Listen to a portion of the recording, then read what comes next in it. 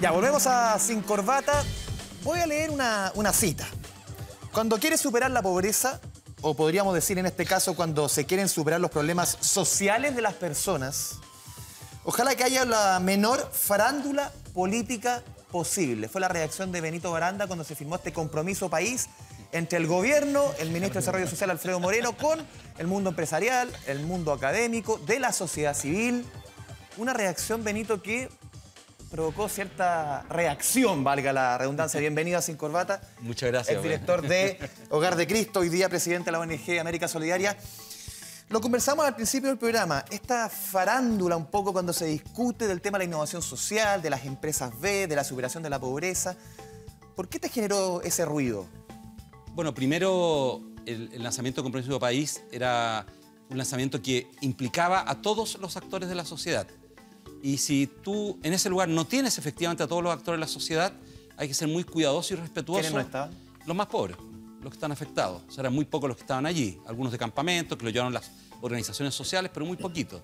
Y esto no es una crítica contra los políticos, porque muchos de los políticos con los que me toca trabajar habitualmente, todos los partidos, tienen un gran compromiso con lo social. Muchos vienen del mundo social o del mundo empresarial o del mismo mundo político y su vocación es el servicio a otros. No es un... pero cuando tú pones mucha intención en que vas a cambiar una realidad, hazlo piolita. Y comienza a trabajar y arma los grupos y sácate la mugre trabajando. Porque eso no debería ser una bandera partidista, no debería ser una bandera de un gobierno. Debería ser una decisión de Estado, que el Estado... y por eso yo digo que la CACEM, por ejemplo, hay que sacarla del Ministerio de Desarrollo Social, que es dársela al INE. Y que el INE lo diga, como lo dicen en España, en otros lugares, los niveles de pobreza, lo diga dentro de los otros datos, pero que no sea una bandera, porque si no modifican los gráficos, modifican la escala para parecer que bajaste más la pobreza que otro. Este proceso es de construcción más de que tú mencionaste el tema como de aquí innovar o crear la rueda, inventar la rueda. Esto es más de construcción de tiempo, que requiere un trabajo que es mucho más silencioso. Para ser justo, el presidente lo dijo en su discurso porque habló de 10 o 12 años. Y yo creo que él entiende que es así. ¿Ya? ¿El anuncio te provocó ruido? ¿O la me forma? Provocó ruido, y lo otro que me provoca mucho ruido es decir, ahora sí que vamos a terminar. Esto se lo escuché al presidente Frey hace tiempo atrás también. Inclusive Pinochet tiene una cita famosa, ¿no es cierto?, que se va a terminar la pobreza. O sea, no... Los números han mejorado, pero nos queda mucho. Y son acumulativas las políticas. Entonces tú cuando criticas a otros de las políticas que han hecho, no es la primera vez que se convoca al mundo empresarial para colaborar en esto. No es la primera vez que se convoca a la sociedad civil.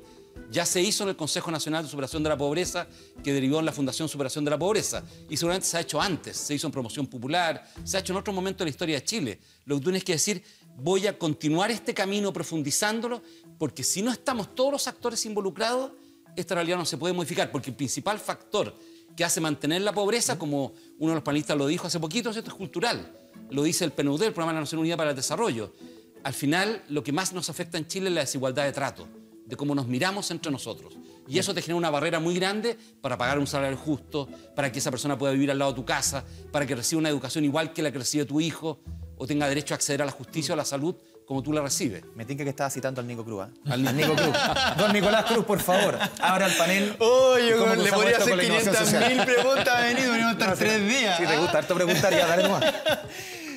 Benito, yo quiero llevarte a un tema que yo soy majadero, el tema de la confianza. Con nuestra tremenda desigualdad, con lo que tú dices recién respecto a que lo que más nos duele no es que unos tengan más que otros, sino que me traten diferente por haber nacido aquí o allá, ¿cierto? Desde el Hogar de Cristo, desde América Solidaria. ¿Cuál es tu sueño de sociedad respecto, o qué rol debería tener el Estado también respecto a la construcción de confianza social? Que es de nuestros peores índices y de lo cual deberíamos sentir vergüenza. Lo mismo pasa con los migrantes. Pacto migratorio de la ONU, también la discusión que está hoy día. De que está hoy día. ¿Por qué pareciera que a los venezolanos los queremos más que a los haitianos? O a los profesionales menos los que no son. O a los profesionales menos los que no son. ¿Cómo construimos una chilenidad? Que la chilenidad no sea la empanada, el vino tinto y la cueca. Una chilenidad que se trate de acoger al otro, de fraternizar con otro, de construir confianza, de romper los prejuicios. ¿Cuál es tu sueño ahí y cuál crees tú que debe ser el rol del Estado en esa tarea? A ver, yo he estudiado harto y me he metido harto en políticas públicas, pero siempre uno habla a partir de la experiencia, y la experiencia de uno es limitada. Y lo quiero decir porque solamente nos está viendo mucha gente. Y mi experiencia en el vínculo con la pobreza, claro, estoy dentro de una familia numerosa, con determinados padres, que tienen una actitud de respeto frente a las personas en situación de pobreza en la crianza, pero tenemos proximidad con personas en situación de pobreza porque los campamentos estaban al lado de nuestra casa. la Villa San Luis estaba atrás de la escuela militar, nosotros estábamos al frente de la escuela militar, estaban los campamentos, ¿no es cierto?, donde está Escrivá Balaguer, donde estuvimos el otro día recibiendo premios ahí con la Sexma, ¿no es cierto? Estaban esos campamentos y tú tenías proximidad con las personas. Las imágenes del mundo tú las creas a partir de la experiencia, no las puedes crear a partir de la nada.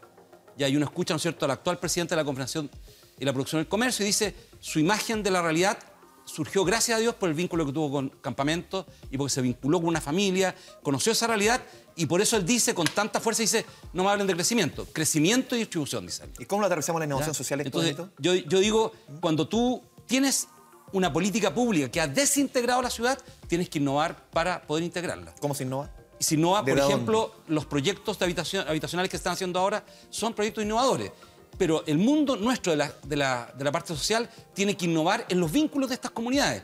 No podemos lapidar a las comunidades que no quieren acoger a otros sin antes haber hecho la pega de encontrarlos. Entonces, cuando tú sales en la prensa que se va a construir una torre y salen las personas con las cacerolas golpeando, tú dices, ¿qué dejó de hacer el municipio de Las Condes para poder vincular esa comunidad que estaba viviendo allí con la comunidad que iba a llegar? Porque en otras zonas de Las Condes funciona de lo más bien el mismo... Si no han hecho la pega antes, la verdad es que es culpa del municipio y no culpa de la comunidad. La comunidad queda como mala porque rechazó a los otros, ¿no es cierto?, y no los quiere tener, pero si no se hizo la pega antes, o sea, investiguemos si se hizo la pega. Si el equipo social, el equipo económico de la municipalidad, no encontró a los allegados de Las Condes que se van a ir a vivir a esta torre con la comunidad que vive en ese barrio, bueno, tienes que innovar en un vínculo con esas personas antes de la construcción del condominio. Y como decía el Nico, ¿cómo lo cruzamos con el pacto migratorio del tema de la ONU? Es complejo, es un tema que se está discutiendo hoy día, pero también tiene que ver cómo nos vinculamos con gente que viene del exterior. Y sí aceptamos profesionales, sí aceptamos doctores, pero cuando viene una persona menos calificada profesionalmente, ahí ponemos el parelé. Bueno, yo primero invitaría a las personas que lean el pacto y lean los 5 principios que sostienen el pacto.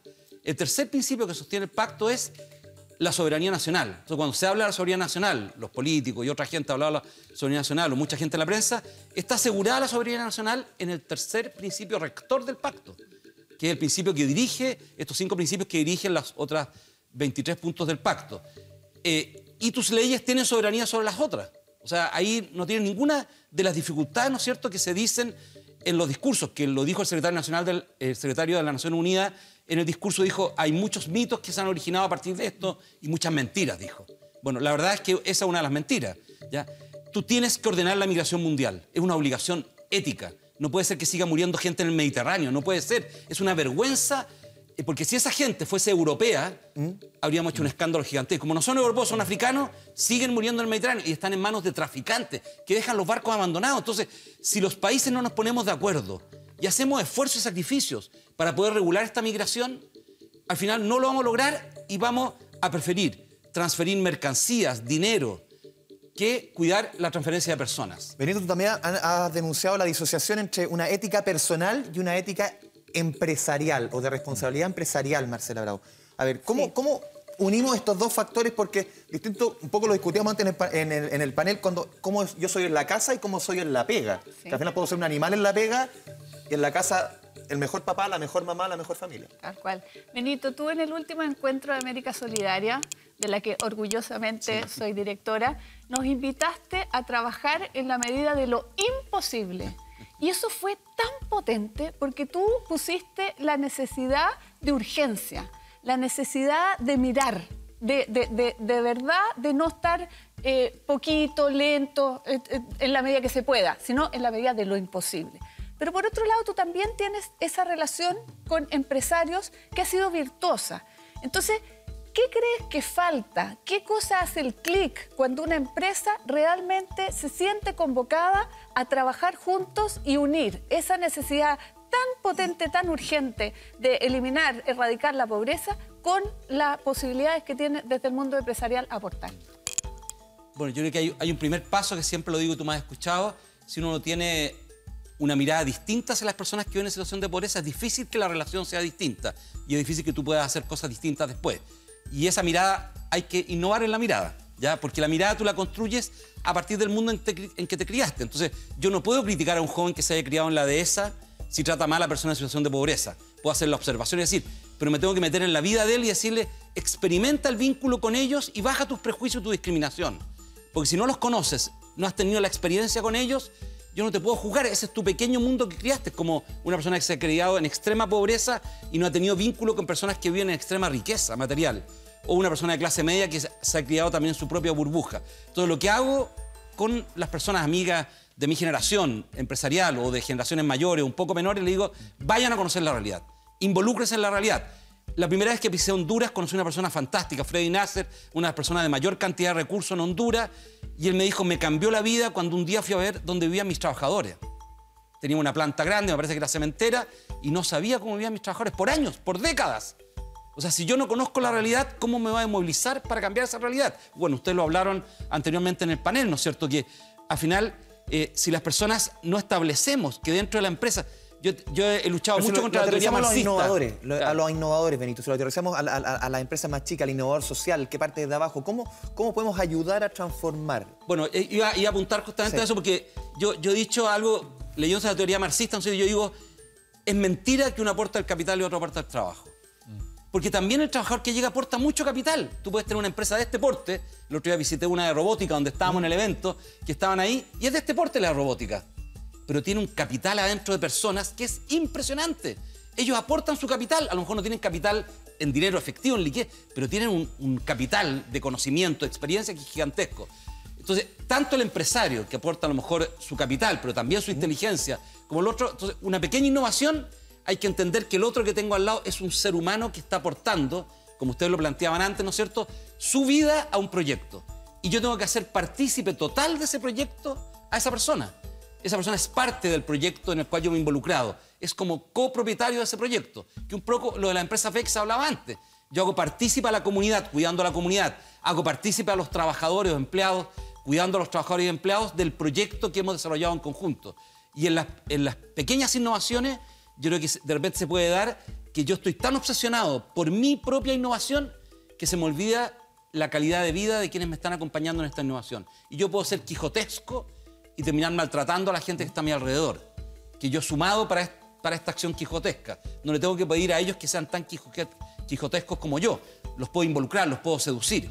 Y yo creo que en eso, bueno, en lo social, por ejemplo, cuando hacemos innovación, a veces yo que soy tan apasionado, ¿no es cierto?, me involucro, se me olvida que las otras personas necesitan tener una vida, ¿no es cierto?, digna, necesitan llevar su propia vida y juntar su vida con el trabajo. Entonces yo les tiendo a exigir más en el compromiso, que implica una renuncia a veces, que termina afectándolos también en su vida. Y me tienen que regular para eso.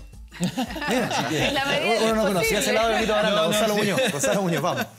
A ver, Benito, yo creo que hay un momento también que estamos viviendo en la historia y en Chile con mucha fuerza que tiene que ver con el surgimiento de personas que quizás se hicieron algunas de las mismas preguntas que te hiciste tú cuando saliste de la universidad y lo hiciste a ratos de maquijotesca, pero también de alguna forma atrayendo a muchos a que siguieran tus pasos. Todos sabemos que, Benito, tú has cumplido un rol importante de inspirar a otros. Y yo lo que empiezo a ver hoy en día también es que los nuevos Benitos Baranda se están planteando operar desde el sector empresarial. La frase que se me viene a la cabeza es que de alguna forma estamos evolucionando desde un capitalismo como el que estabas describiendo ahora a un talentismo. Y es el talento el que mueve hoy en día las empresas y el que cada vez más va a ser más importante incluso que el capital financiero. ¿Cuál es tu visión respecto de eso? Sin negar y rechazar el valor que tiene el capital como aporte al desarrollo de las personas, de la sociedad, del país. ¿Cómo ves esa evolución? ¿Cómo entiendes el rol de las empresas B? ¿Qué experiencia estás teniendo tú en mirar esas personas que muchas de ellas están inspiradas en tus pasos? A ver, yo siempre digo que ojalá se inspiren en sí mismos y puedan inspirarse en la comunidad donde están. Mira la frase que tenemos acá, ¿ya? Empresas con propósito. Va un poquito por ahí la mano. Porque yo creo que eso es, no tienen que haber Benitos Baranda. O sea, tienen que haber Gonzalo, Marcelo, no sé, Nico, Carlos, todos. Tenemos que estar todos con nuestros talentos aportando desde el ámbito que nos queda. Si de repente un amigo empresario de mi edad me dice, pucha, me gustaría, Benito, está haciendo la pega tuya, y le digo, si tú tienes habilidad para la pega que hay, hazla bien la pega, sácate la mugre, hazla con justicia. O sea, mete tu talento en lo que tienes que hacer. Y yo creo que eso es lo que me inspira cuando provoco a las personas, ¿ya?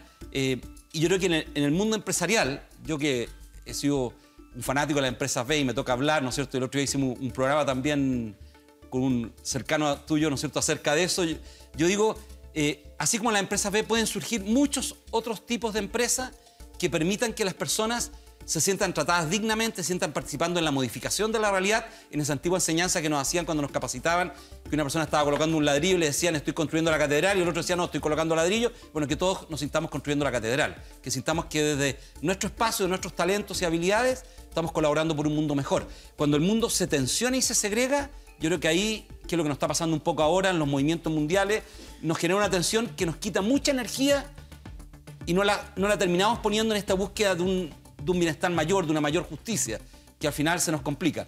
Y el elemento fundamental, que yo no lo tenía y que ustedes lo tienen, y que los menores que ustedes lo tienen, es la globalización. O sea, lo que tú haces acá impacta en otros lados, tú te comunicas con otros.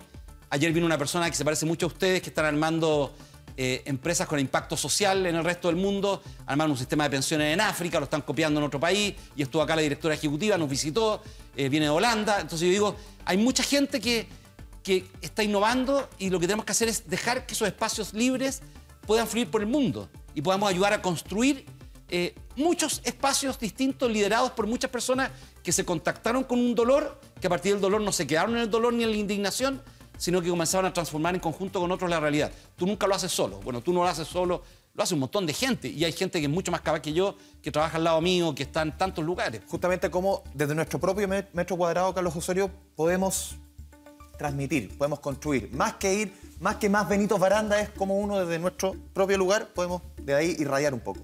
Hay una pregunta que no sé si qué tan políticamente correcta o incorrecta Bueno, va a ser. Entre más incorrecta, mejor. Mira, hacer innovación en el sector privado normal es difícil, sí. Pero hacer innovación social es mucho más difícil. Y el tema está en que si uno ve la cantidad de fracasos que hay en iniciativas desde lo privado, no son pocas.